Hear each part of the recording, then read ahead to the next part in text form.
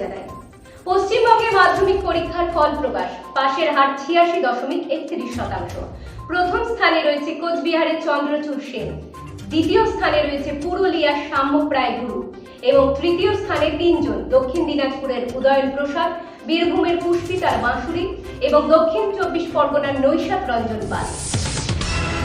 দেশ জুড়ে তাপপ্রবাহের সতর্কতা জারি। দিল্লি থেকে 10টি রাজ্যের সতর্ক বার্তা।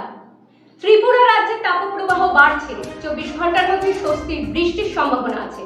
40 থেকে 50 কিলোমিটার বেগে ঝড় বৃষ্টির সম্ভাবনা প্রবল। আগরতলা সহ অন্যান্য শহরগুলিতে এখনো বৃষ্টি নেই।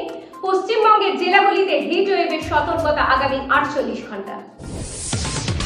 বিজেপির উদ্যোগে পানীয় জল ও ফল বিতরণ। তীব্র গরমে কিছুটা স্বস্তি দিতে পথ চলতি মানুষদেরকে বিজেপি এবং নানা শাখা সংগঠন হাত বাড়িয়েছে। বিজেপি ট্রেড সেলের উদ্যোগে রাজধানী আগরতলার মহারাজগঞ্জ বাজারে সাধারণ মানুষদের মধ্যে ঠান্ডা পানীয় ও তরমুজ সহ নানা ফল বিনামূল্যে বিতরণ করা হচ্ছে। নেতাজি সুভাষ রোড এবং শকুন্তলা রোড সংযোগস্থলে জলছত্রের ব্যবস্থা করা হয়েছে।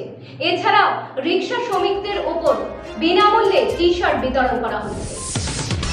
আজ ত্রিপুরায় জয়েন্ট এন্ট্রান্স পরীক্ষা অনুষ্ঠিত হচ্ছে। প্রায় ৬,০০০ জন পরীক্ষার্থীরা পরীক্ষায় অংশগ্রহণ করছে।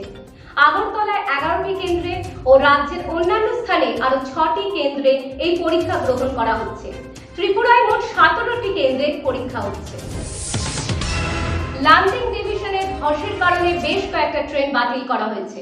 খবর পাওয়া যাচ্ছে বৃহস্পতিবার সকাল 9টা থেকে বিকেল 3টে পর্যন্ত ট্রাফিক ব্লক রেল ট্র্যাকে ট্রেনের সময়সূচি পরিবর্তন করা হয়েছে এনএফ রেলওয়ের তরফ থেকে। এখন এই পর্যন্তই।